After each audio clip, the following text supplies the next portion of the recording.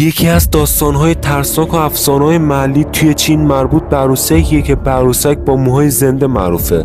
این عروسک بنا به افسانه‌ها دارای موهاییه که به طور مرموزی رشد میکنه، زندگی مستقلی از خودش داره. داستان‌های مختلفی تو این باره وجود داره، اما نسخه‌ای که بیشتر شهرت یافته مربوط به دختریه که این عروسک رو به عنوان هدیه دریافت میکنه.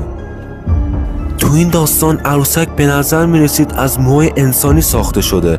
با گذر زمان موهای عروسک به طرز مرموز شروع به رشد میکنه و دختر و خانواده‌اش متوجه میشن که عروسک به نوعی زنده است. این عروسک شبها صدای شبیه به ناله یا زمزمه تولید میکرد و گاهی اوقات افراد خانواده احساس میکردن که چیزی اونها رو هنگام خواب تماشا میکنه. بعضی از روایت ها ادعا میکنند که این عروسک توسط یه ساحر یا روح نفرین شده است و روح فردی که مرده تو اون به دام افتاده.